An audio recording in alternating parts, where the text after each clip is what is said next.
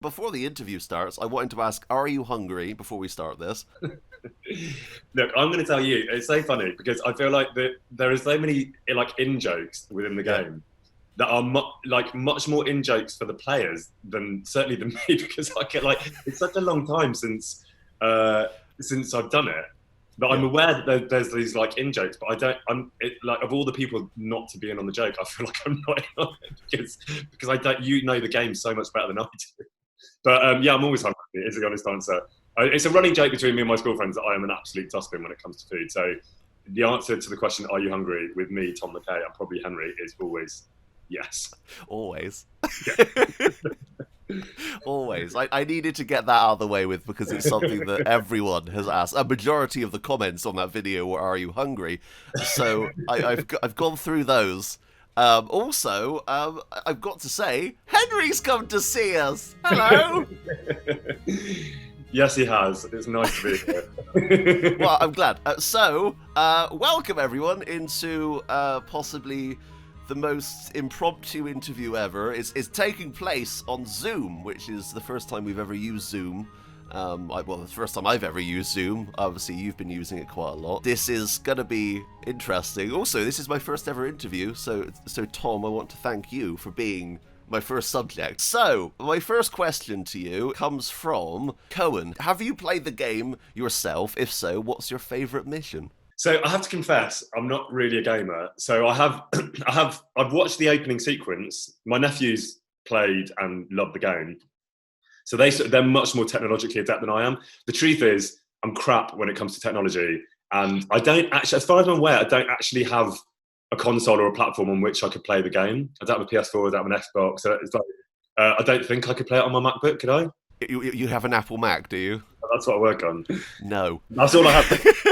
Even if I wanted to, and even if I had the technological capability to, I couldn't. I would love to, is the truth. I wish I had more expertise and could. But I've watched the opening sequence, which is amazing. I was exposed to it massively, a lot of the artwork and a lot of the development while we were making it. So I was very aware of what it was and, how brilliant I thought it was going to be. Obviously, there was no guarantee, but I was kind of in awe of what the guys at Warhorse were putting together. But in terms of actually playing it, I have to confess I haven't really, which is why a lot of the sort of in-jokes and, a lot of the stuff that you guys discuss, of all the people that isn't in on the joke, like I say, it's me because I haven't played it. But my understanding is that it's done really well. And I know, one of the reasons that I wanted to chat to you today and was kind of up for this was to say thank you to the fans and all the people that have played it, because I know my understanding from speaking to the guys at Warhorse is that its success has been absolutely brought about by you guys. Now, you can say that about any game because obviously it's people buying it and playing it. But I think with this one, it was very much the sort of David and Goliath of games, which is what I always loved about it. When I first came on board, it was not really a known entity. It was a much smaller enterprise than a lot of the big kind of studio games. And as soon as I met the guys from Warhorse, I could tell they had this passion, and they had a belief in it, which then, I was infused with, that it could be something brilliant. And seemingly it has been. So even though, sadly and slightly lazily, I haven't played it, my understanding from people who can play games and do play games is that it's a real achievement and that they've done a really good job. So, I'm hugely proud to be part of it, but sadly, I don't know how to play video games. Sorry about that. I will say that the game absolutely blew up. Being kind of their first ever game, Warhorse, it was a massive kind of thing, and I think it hit 1 million sales in the space of a couple of months. Not even that. Like, your face has been seen by multiple millions of people at this point, and that must be crazy for you, I suppose. Do you get noticed on the street as Henry? I have been, actually, and weirdly, that was my awareness of it was much more from that than anything else, because like I say, I'm not I sort of wish I was more of a gamer, but to be perfectly honest, like gaming when I was younger was not anything like as fun or as good or as developed as it is now. So I think, if I were 10 years younger, I think I probably would be much more into it. But so my awareness of it was more from just people coming up and saying hello on the street, particularly when I was in Prague. So I was going back to do voiceover stuff when the game had already launched, and particularly in Prague, it would happen a lot there because I think its fan base, as far as I understand, grew from Czech Republic, which sense being the game that it is. But then here, back in the UK, like I was back visiting my family in the Midlands, where I'm from originally, and I was in the town that I went to school in, and I was in a shop, and this kid came up to me and was like looking really weirdly at me, and I was like, oh, we must have gone to the same school. But I was like, what? I was like, I couldn't quite work it out. And then he eventually walked up and he just went, you can come Deliverance. And I was like, oh yeah. And then there was another day where a friend of mine we just got off a train, and as the train door shut, this guy just went, Henry! And shut. Hello. It's obviously flattering because it means hopefully that people like the game and are enjoying the game and sort of, you know, think it's funny that they've seen me in the street. I suppose it's just a bit unusual because, as far as I understand, they don't always use facial recognition, right? No, if there are some games, obviously, would just use your voice. Obviously, there's a voice actor called Nolan North who's in so many games, but none of the characters generally look like him. Yeah, well, all the jobs I've done before have been that. They've never used my face before. So, but yeah, it's quite fun to be honest. So, you know, I certainly don't mind people saying hello and. No, that's crazy. As a Czech person, Peter asks, I would ask if he had time to look around the Czech Republic and how did you like it? Did you visit any of the locations from the game while making it? I definitely looked around the Czech Republic. I went to a place called Karlstein Castle, which is probably, I think it's old Karlstein. I'll be saying that wrong. But from memory, it was about an hour out of Prague on a train. And I just went there I did get out of the city and I did explore because that's something I just enjoy doing. I will say one of the most lovely upsides to doing this game was kind of living in Prague more as a local, because I'd worked there, I'd filmed there about 4 times before. As you know, I'm sure they film a lot of productions there, partly because the architecture doubles really well for Europe, partly because it's beautiful, partly because it's just a nice place to be, partly because the beer's absolutely amazing.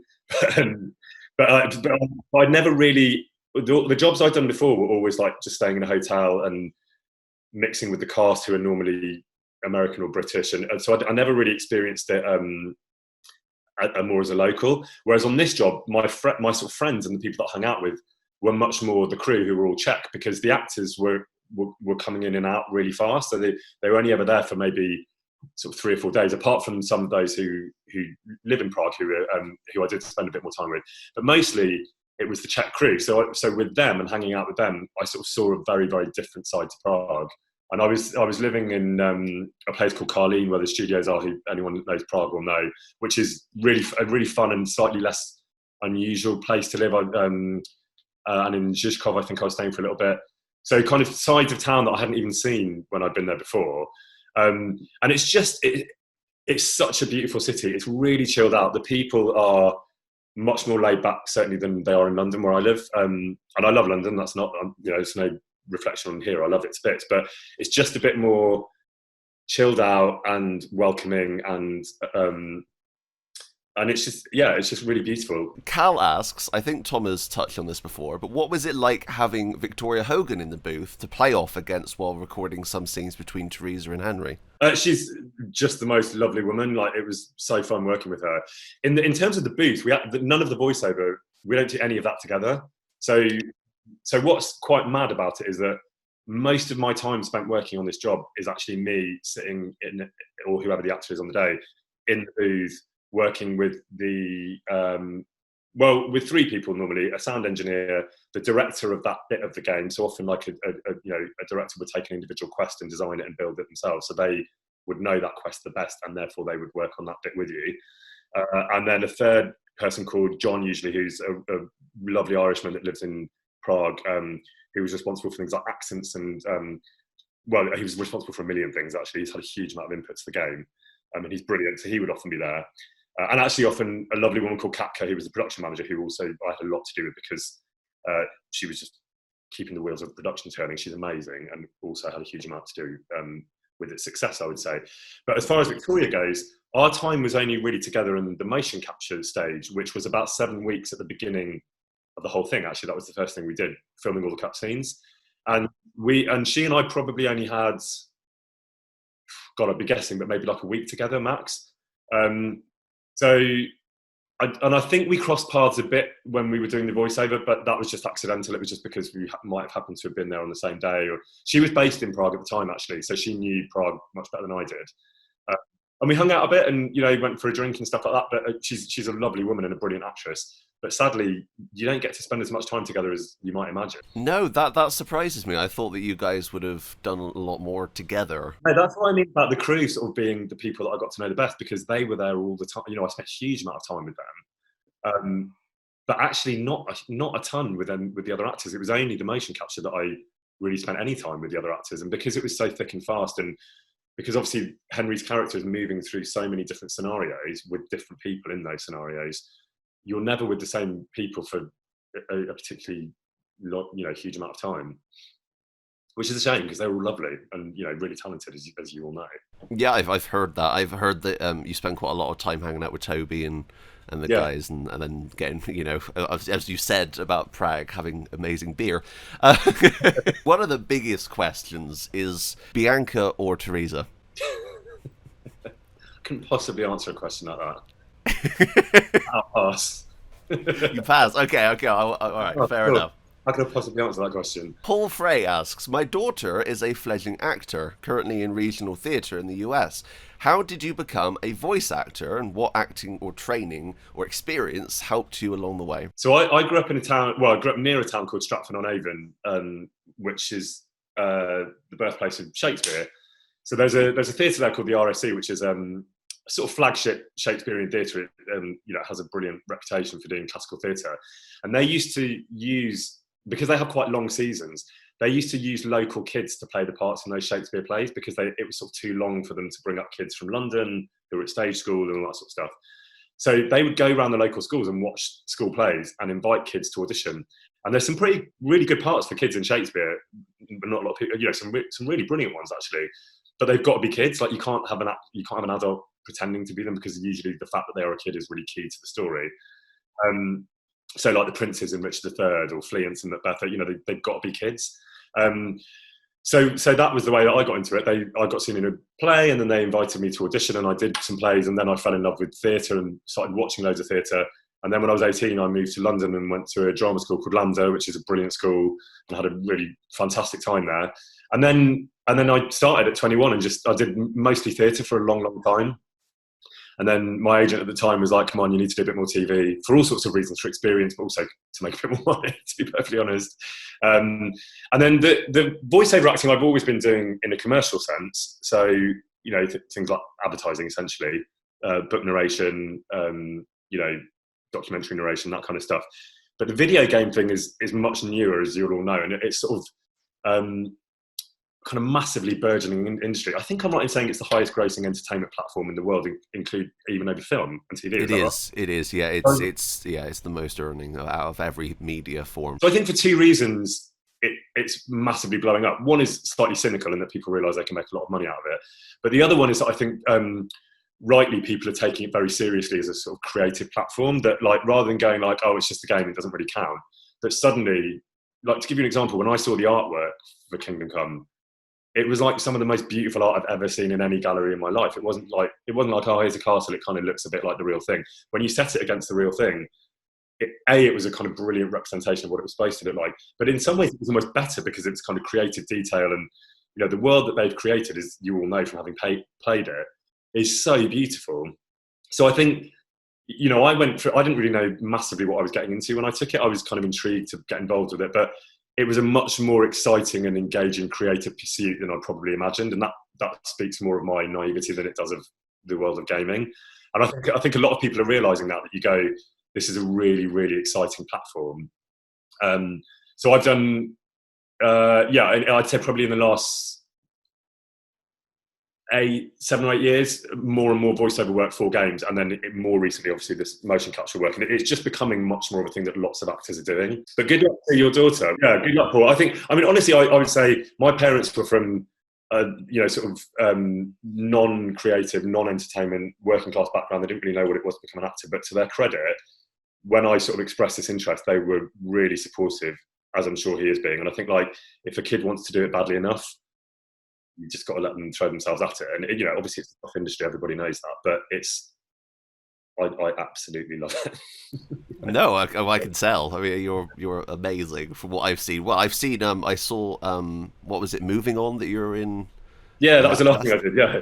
Yeah, I saw that. I got a comment on Twitter being like, "Hey, Henry's in this TV show." I was like, what are you talking about? And I watched it. I was like, oh wow, okay. I can see you as someone who isn't Henry. That's good. That means because you're not. I think some actors get worried about being typecast, I suppose. Yeah. Is that something that has ever worried you about maybe getting typecast in a role? Yeah, definitely. I think the interesting thing, so the sort of classical drama school training in this country is all about like playing different roles. So they really encourage you to kind of stretch yourself to every kind of parameter of your capability, so that you might play any age and any gender and any type and any, so really, really kind of push you to the boundaries. And the sad reality is that actually then you get into the industry and you're never really required to do all of those things generally, sometimes in theatre, but it's not surprising. You're more likely to play more on centre, like more yourself. I've always tried to kind of stretch things as much as I can and keep those muscles flexed because it's just more interesting. But at the same time, you've got to work and you want to be doing good stuff, and there is a kind of middle ground between those two things where you are probably more likely to play more, somewhere closer to yourself. The thing with me is that I very rarely play my own accent, and I don't quite know why that is. That I've got quite a vague kind of Midlandsy a bit, but I've lived in London for 20 years, so it's a bit Londony, but it's not really anything my accent. So more often I'm asked to play with a regional British or an American accent or whatever it might be. So that's always quite a kind of fast track into moving away from yourself, which is quite helpful, I find. I think one of the biggest things that people have been asking, and I know people who've been watching this video highly anticipating this one moment, and that is, how's the second game coming? How's it coming? Is it it won't surprise you to know it's not a question for me. Not because I'm hiding any great secret, because my involvement in the game, as you can imagine, is literally turning up, doing the motion capture, doing the voiceover, and leaving. It's not. I wish that I could take credit for the game's brilliance and its kind of artistic success and all those things, but I really can't. So you'd have to ask Wars. And as I sense, I think there's seemingly from the way you've asked the question, there's a kind of a certain amount of secrecy shrouding this. I don't know why. I don't know if there's anything in that. I genuinely don't. But well, they've some stuff has come out recently that would lead us to believe that something's in development. Well, they're hiring people for designing medieval environments and medieval swords, and they also showed some motion capture stuff of medieval swords recently. Why would they be doing that if they weren't making a sequel? Is the ultimate question. Honestly, you would have to ask them, because I'm literally an actor who lives in London doing other things now. No, that's fair enough. So I honestly don't. I genuinely don't know the answer to that question. But you can ask them. It sounds like they won't tell you the answer from what you're saying. But no. Their lips are tightly closed. We can't get anything from them. Yeah, I'm sorry, I can't be more helpful on that front. Kevin Hodgson asked, I've always wondered this about all actors and voiceover actors. This is something I've always wondered as well. How long do you remember your lines for? Good question. Not very long at all. Actually, the turnover with this is so fast that it's almost like, and this is true of TV as well, it's not true of theatre obviously, but it's almost like uploading a little file to your brain, keeping it installed for as long as you need it, and then literally deleting the file and uploading the next one. And with this one, I will say I sort of had the easiest job, because in the cutscenes, it's very often about Henry arriving somewhere, needing some information, and then somebody else having to impart all that information to him. So often I'd like turn up, ask a question, and then just stand there nodding for 3 minutes while the other person has to do all the hard work. So actually, in terms of remembering the lines, I did have the easiest job. What I tended to do was they would print like a massive pile of papers for the week that we were doing. That would be Kapka, who, like I say, was brilliant and kept all the wheels turning. And I'd basically do the day's work, and then that night I would go for dinner usually, and take the lines for the next day, upload that file while I was eating or whatever, do it again before bed, do it again before going in, and then we would sit every morning with the actors for that day around a table with the director, and we would run what we were going to do for that day, and that would be the sort of final kind of nail in the picture for that day for me to keep it hanging. And then we do the work for that day, and then I would at the end of it, that stuff's gone, because you can't obviously retain that much. What I think was harder for the actors that were coming in, because they were having so much to do, and inevitably there were changes. There always are with TV and this sort of stuff.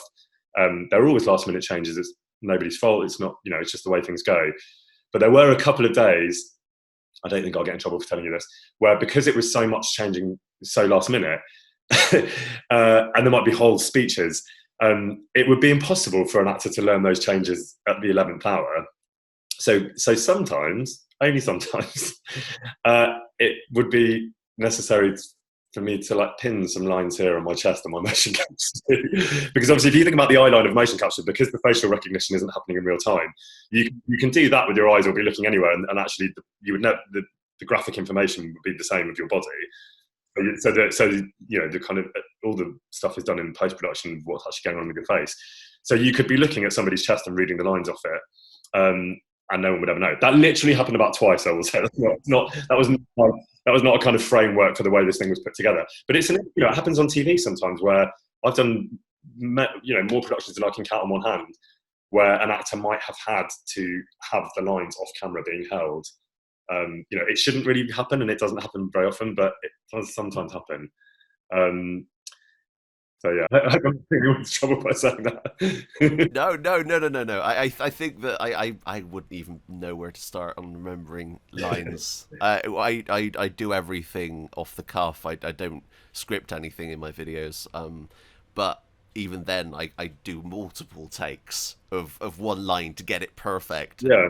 To kind of get the joke to hit and everything else. And I can't imagine remembering a script, let alone that. That's well, like I say, I had the easiest job. It wasn't. If you look back on those cutscenes, you'll realise Henry actually doesn't do a lot of talking. It's between and all the stuff between all the voiceover stuff. I'm obviously reading. I don't have to remember any of that. So it was quite easy. Resonant asks, what's the method when recording lines with other actors, Mckay Pon, let's say? Would it be face-to-face? We've kind of answered that question. How does it affect the chemistry, though? You, obviously, in the game, when you play the game, you guys are very close. You're very friendly, obviously not at the start, but as the game goes on, you become, like, almost best friends. I mean, was that affected in real life? Well, I think that's what's really useful about doing the motion capture first, because you, even though it's not for a long time, as I said, you do at least get to meet everybody and hang out as much as you can and kind of establish some sort of rapport and work out what those relationships are. That was what those morning sessions were all about. So it was kind of, they were rehearsal essentially, which again, you don't really get that on TV productions very often because there isn't time. But Warhorse were really smart in that they went, we need that hour or 2 hours every morning, even though it's costing us time in the motion capture studio, we need that time to make sure we get it right. And it's a really smart economy, if you like, because although you're costing yourself time in the studio, you're actually saving yourself time, because when you get there, you're not having like 2 hour conversations about creative choices. You've already made those decisions and then sat around the table that morning. So that's the time when you get to have those conversations and work out how you interact. And then when you go to the voiceover booth, which in some cases on this was like years later, I think it was probably maybe 2.5 years, maybe even more, that I was working on this in total. But you've always got that reference from what you made originally in the cutscenes, where you were actually standing in front of somebody and looking in their eyes and, kind of creating some sort of rapport that you can go back to. But when you do get to the voiceover stuff, it is quite hard. And that's where you rely really, really heavily on the director of that quest, usually, because depending on who's gone first, usually I did my stuff first. So then whoever was in that scene would have to kind of match that, and they would at least have the benefit of sometimes being able to hear playback of what I'd already recorded. It's hard because you're not necessarily responding live to the way someone's saying something, even though those scenes are not played eye to eye. You don't have that kind of live thing, and only really the director can guide you to what they think is the best choice, and make it work. So they there's kind of these heroes behind the scene that are the creative geniuses of this game that don't necessarily get the credit, who are responsible for all those things working, and if they work well, it's because of them, actually, because a lot of the voiceover stuff I was doing kind of blind, even like I didn't know the world of the game anything like as well as them. I didn't know the context of most of those scenes, because obviously there is a huge range of possibilities of what can happen. So for me to kind of fully absorb the million ways someone might have got to the scene that we were about to record, that you just physically couldn't do that. The only person that can help you do it in a way that is credible is the director, and they were all just so brilliant and clear at doing that. Yeah, like you wouldn't know that from playing the game, like at all. They did a fantastic job then. Yeah. Because you play through that game and it's like you're in the same room the entire time. You're bouncing off one another. Yeah, no, I would sometimes go for like like the DLCs is a good example. I literally would go, because of other commitments in London, we'd have to kind of fit it into little windows. Yeah. I might go for like a 4-day window, and I would just do like 8-hour sessions daily in the booth, and would never see any of the other actors at that point, and just rattle through these lines. And you know, I hope they sound decent, incredible, but if they do work, it's all on them, because a lot of the time I only understand the context of the tiny little window we're recording. I certainly don't, and I'm certainly not necessarily aware of all the other things that have gone on, and clearly I'm not aware of what's gone in each individual player's story, because they're all different. So no, that's crazy. I didn't expect that, honestly. Wow, that just shows what work went into it. Robert asks, what was his reaction when he acted on the Father Godwin quest, the one with the drinking? Do you remember this quest? I do vaguely. I will confess, like I said, because of the volume of material, it is, and most of it is. I mean, the motion capture I think is 3 or 4 years ago. I can't remember how long ago, but it's a long time ago. But I do vaguely, wasn't it like an old drunk priest who, and I do remember there was a day where, pretty much the only day where we were like truly misbehaving and finding it hilarious and probably not doing as much work as we should have done, where it was something like Henry had gone into the monastery and he had to deliver like a prayer or something. Is that the right thing? Okay, so you have to get information from Father Godwin, and he says, well, I'll give you information if you get drunk with me. We'll have a drink. Yeah. And you, as Henry, and him get completely wasted, and end up going up to the tower of the church and ringing the bells at like 2 a.m. Yeah, ringing a bell. And then having promiscuous times with quite a few women. That does not narrow it down in this game. But when you wake up with a terrible hangover, and Father Godwin's supposed to do his sermon in the morning, and of course he can't. Yeah. So you, as Henry, have to do the sermon. Yeah, this is what I'm thinking about. Exactly. No, it was really fun, and I think that was a testament to the other actors that actually we were having a real laugh doing that stuff. But also to the crew that you go, because there was that real sort of evident passion from literally the first time I went to Prague and met them.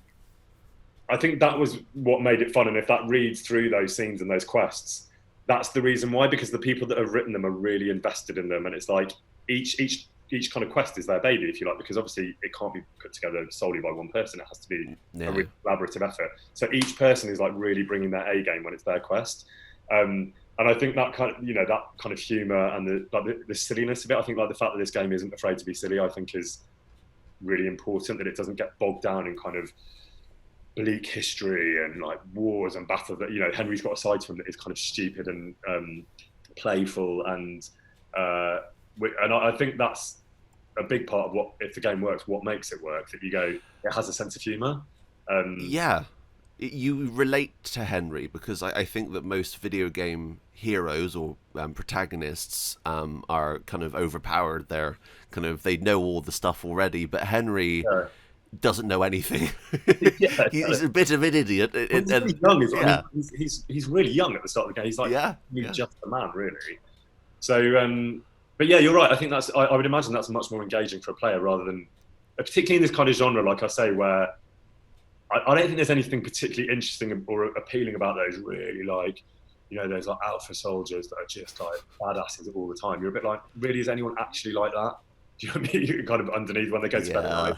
Like, no. It's just, there's something kind of, I think we're beyond the point where that's particularly appealing, that you go, he can still be tough and he can still be brave and courageous and all those things, but he's got to be really three-dimensional and have all the other attributes that any human being has, including fallibility, including getting things wrong, including finding it funny to get drunk, and to like all those things. You go, it just makes him a bit more rounded as an individual. So, but again, that's credit to to Dan Vara that created him, and to all the team around him that wrote all those scripts. That's my kind of input on that, is very much at the end of, it's the last piece of the puzzle. I love the story because of that. I think because you, as Henry, he grows throughout the game, and I think that's what brings people in. Iron Maiden Portugal asked, did you practice HEMA, which is historical European martial arts, or have you tried any? So not in HEMA. That's not something I've ever heard of before. That sounds very impressive, and I might lie about that in the future. But what I did do, so when I referenced my theatre training earlier, you always do British stage combat. There's kind of various different qualifications, and you can do bronze, silver, or gold depending on how far you take it. And I got to my gold in my last year and did that. So, it's not like I'm some martial arts expert. I'm not, but it gives you a lot of experience with weapons, different kind of weapons, often historical weapons. So that really helps with this stuff. Things like broadswords and weapons that certainly aren't used anymore. So that's always a really useful foundation in theatre. It obviously was helpful in this case. But the big difference is that training is designed to be credible on stage in real time, and crucially to be safe, obviously, that you're actually learning how to fight but never hurt anyone. So it's kind of the opposite of actual fighting where you really want to hurt someone. With this, it was a bit different because there are other technical concerns when you're doing motion capture that extends to everything, but especially to fighting, where you have to be aware of contact and the prop of the sword might have 2 or 3 dots on it or whatever, and those are the key pieces of information technologically of where that sword is at any given time. But if you might, for example, hit the other person and knock one of their spots off, and suddenly they don't have an arm, it's not the same as doing it in theatre because it's just a bit more technical, I suppose. You don't have to worry so much about it being really credible in real time because you can re-record it, and it's just a different thing. But at the same time, it does still have to have that energy so that when it's read by the computer, whatever, it does still look convincing. I mean, I'll tell you something funny about talking about this kind of technical aspects. What was much more challenging was actually the physically intimate scenes, shall we say, where you can't touch each other, because if you like scrape someone's arm or do anything kind of physical, you'll just pull all their dots off, and they just get completely dismembered on the technology. You just basically got a head kind of lolling about on the floor. So we had to do that stuff separately, which was kind of hilarious for everyone involved. And all the people that had those scenes, which are quite challenging, had a really good sense of humour about it, and were really open and honest about what they were comfortable with and what they weren't, and all that stuff, which is always really important. But we basically had to do what we were doing in separate parts of the room within the same kind of square that was being filmed. So you're not actually touching each other at all, which is just completely bizarre, because you're playing something that's really delicate and intimate and passionate, and actually you're on different sides of the room on the floor. That's okay.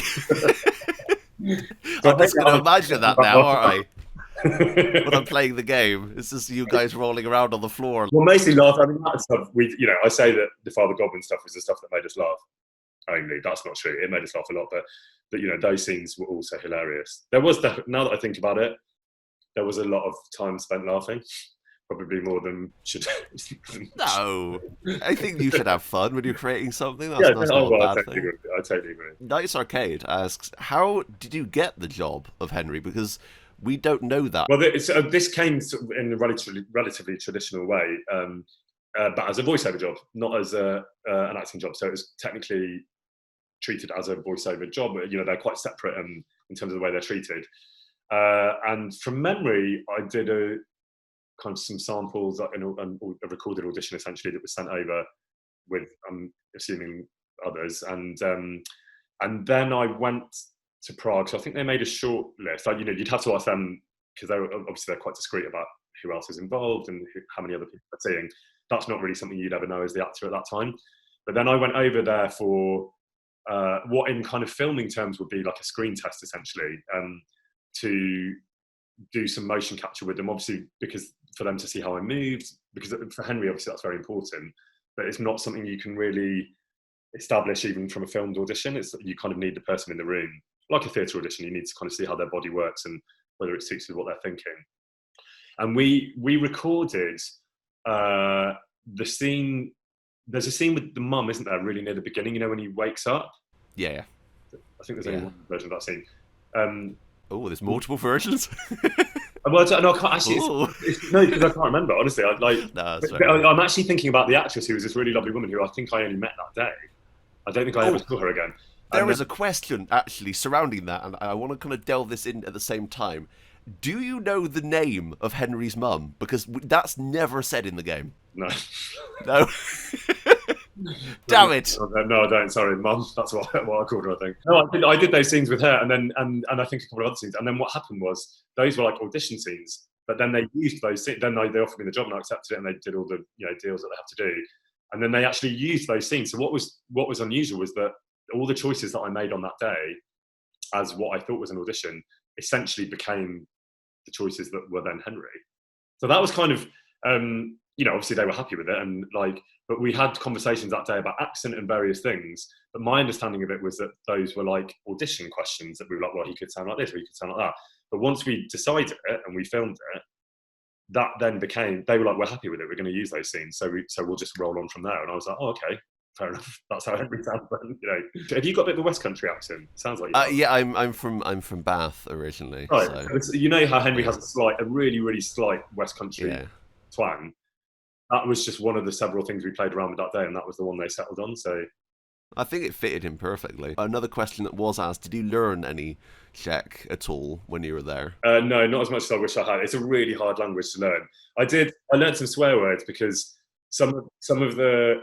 So one of the kind of fun things that the developers thought we could do was to have him throw out some probably really badly pronounced swearing, like kurva, which I think means something rude. Apparently, not that I would know, and like various other things. But no, I wish I'd learned more. But there kind of wasn't time, and my time was spent sort of focusing on the game, really. Did you know that there is a Japanese version of the game, and they've dubbed over you in Japanese? Did you know that? How dare they? I mean, my Japanese is pretty bad as well, so it's probably best for the people of Japan that I did not voice Henry. This is from Jan, and they asked, was it awkward recording all the grunts that Henry does? Not really, because you do. It's a good question, Jan, actually, but no, you do. That's very much part and parcel of like video game voiceover work, that you basically do the whole run of the dialogue essentially, and then almost always, if not always, there's like a session. I forget what they call them. There's a technical word for it, which just completely escaped me. But where you basically do grunts and sighs and breathing and just various stuff to fill those moments that you will all know from playing the game. And it's weird how unweird that becomes. That you go, if you just walked in on that session, you'd be like, what the hell is happening here? But actually, because everybody knows it's expected and required, and usually it's at the end of the day when everyone just wants to go home, you're kind of rattling through it anyway. So no, it's not. It's not as weird as you might imagine. Random Innkeeper asks, I don't have any questions. If it fits, though, tell him he's got the most badass voice. So there you go. And he was also great in White Queen. Oh, thanks. I think the game has that much success because of how he played Henry as an ordinary guy. Thank you. I hope so. I wasn't really interested in going, like I said earlier, I wasn't really interested in just playing that generic two-dimensional historical badass. It's like, that's been done so many times, and I think, if the person feels like someone that you've actually met rather than some sort of dreamed up character. I think it's why the sort of superhero, I flatter myself to make the comparison, but the superhero genre has moved into a space where those characters are as much, if not more, real people as they are superheroes, because who wants to watch a story about someone that just feels completely alien to them, Yor asks, do you wear green tights in real life? Of course, he doesn't. I'm wearing them right now, but I'm not going to show you. So there you go. He's wearing green tights right now. Short Shins asks, could you ask him what his dream acting role would be? Oh, that's a really good question. I don't know. There isn't one, is the truth. Actually, there is one. I mean, there's loads. I think the reason this job is compelling is because wherever you get to, you always want to keep climbing higher and moving in different directions. But I referenced earlier the sort of classical theatre background and growing up watching a lot of Shakespeare. And there's a play that most people will know called Macbeth, which is just the most beautiful, brilliant, terrifying, dark play. And for me, it's my favourite Shakespearean character. And that is the role that I would most like to play, because I think, again, going back to what we were saying before, he is ostensibly an absolute badass. He walks into the play and he's just killed, with his own bare hands, he's just killed hundreds of people, and everybody's reporting all this amazing stuff he's done. But then he's actually a man who completely loses his mind, and he literally just goes wildly off the rails. His wife dies. So it's a kind of human psychological drama about a man that has massive flaws, like we all do, rather than just some badass soldier. So it's and it's just so beautifully written. It's like, that's the part I would want to play more than any other. Wow. Well, fingers crossed. Never say never, as Justin Bieber once said. Daniel asks, what is your favourite biscuit? Thanks, Daniel. This is also a tough question, because it goes back to the fact that I'm an absolute greedy bastard, and basically all the biscuits is the short answer. But if I had to pick one, God no, I'm ginger nut. He did hope you'd say Jammy Dodgers because they are the best biscuit in the world. So love that, but not more than ginger nuts. No, that's fair enough. Okay, so I had a question from Sir Toby. Is that Toby? Yeah, Toby. Yeah, Toby. Yeah. Oh, hi, Toby. Hello, Toby. Yeah, he's amazing. He asks, how does he feel about the comments he gets under other works than with KCD linking him back to it? Because basically, there's that trailer. No, not even a trailer. It's an ad. It's an ad of you. He sent it to me, or you did, or someone did. I can't remember. It wasn't me, I don't think. Someone sent it to me. I think it must have been Toby or someone. Maybe it was someone at Warhorse. But it's a car ad. Well, I have seen that. Where is it? A car advert? Did you say? It's been removed by the uploader, like right now. Oh, okay. Well, okay, that's random. There was an ad of you in a forest in a car, and like you look all scared. Well, okay, so Katka, who I mentioned earlier, who's so lovely, she told me way back that there was lots of this kind of stuff that you go on random other bits of work. All references were about Kingdom Come Rock and that work.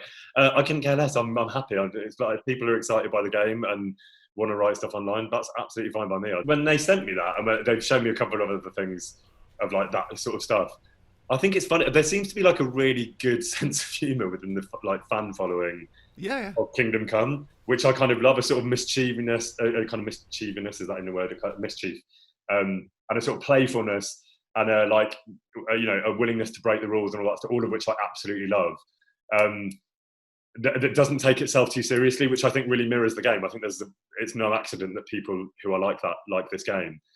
So comment away. I think it's hilarious. I have no problem with that. I love the community. I've really, like, over the last, I've been doing Kingdom Come content for 2 years now, so I've seen a lot of it. Like the video of yours that you sent me, which I think is hilarious, and the kind of interaction you have from the people that follow you and the people that play the game.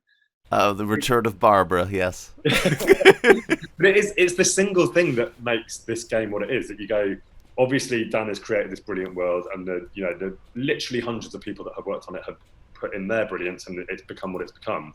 But it's absolutely nothing without you guys playing it and enjoying it and interacting with each other and kind of keeping that ball rolling.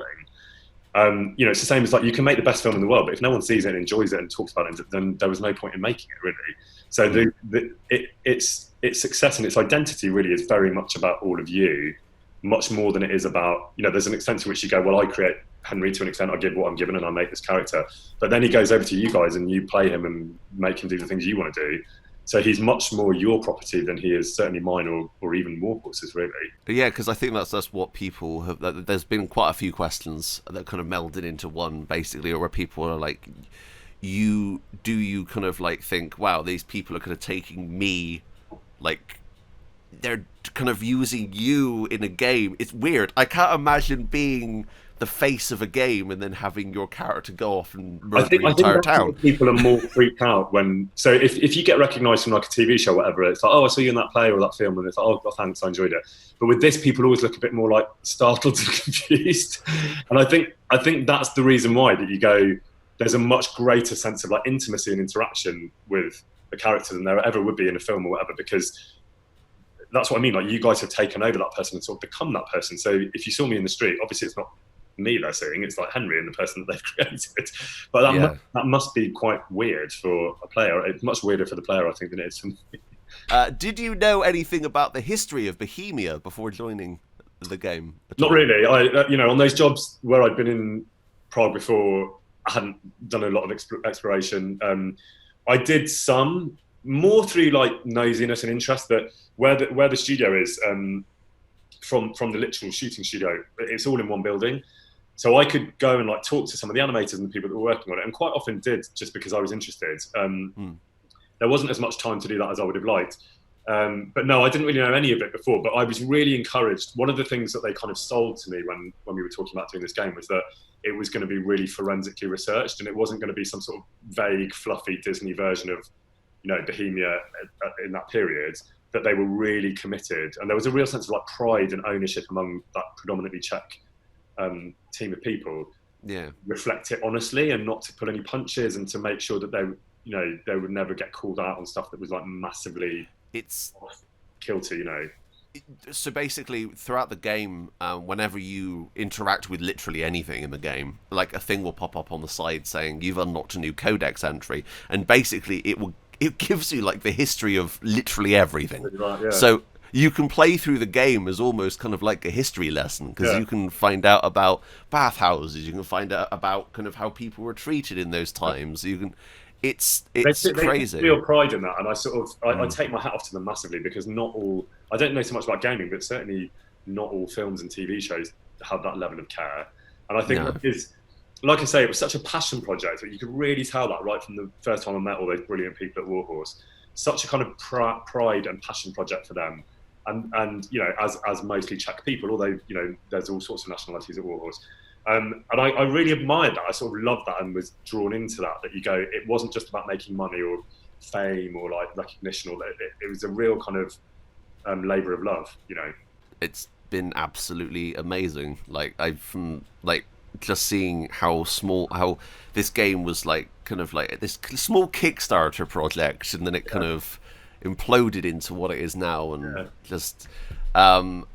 So I have another like 2 questions, and this is from someone on Twitter called Dolph. I don't know. He has a very long name. It goes on forever, so I'm just going to call him Dolph. And they ask, "What did you think of your role in Wrong Turn 3?" Which I didn't know you were in. There you go.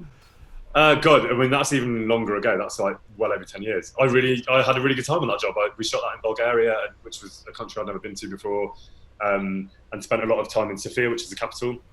It was a really lovely group of people. Like we had such a laugh. We were basically just doing a night shoots for 5 weeks in the woods outside Sofia. That's cool. So you better be with a nice group of people if that's what we just became nocturnal for 5 weeks, because the whole thing was set at night, with the exception of like 2 scenes.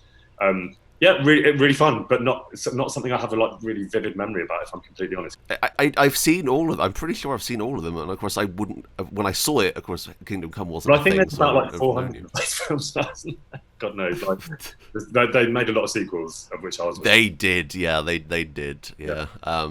And that's not always a good thing.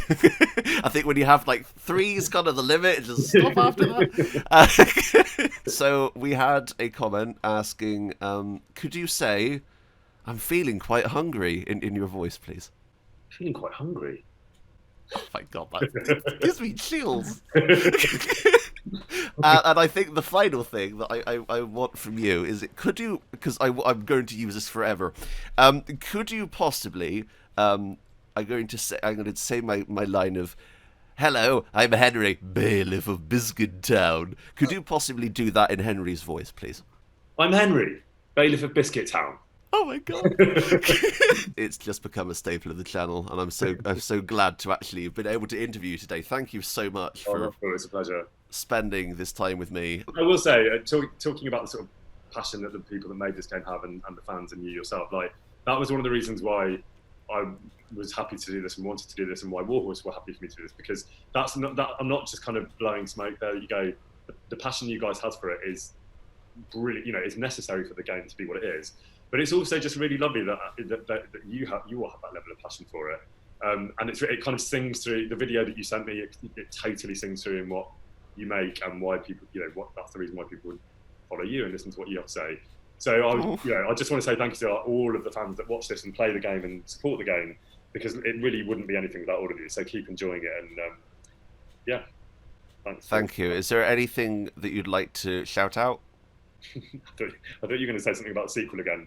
No, I wasn't going to say nothing. I said nothing there. Warhorse. I'll say hello to my nephews, Noah, Teddy, Max and Jasper, who are into playing the games, and I'm sure they'll probably watch this at some point. So yeah, and to my nieces, Izzy, Lottie and B as well.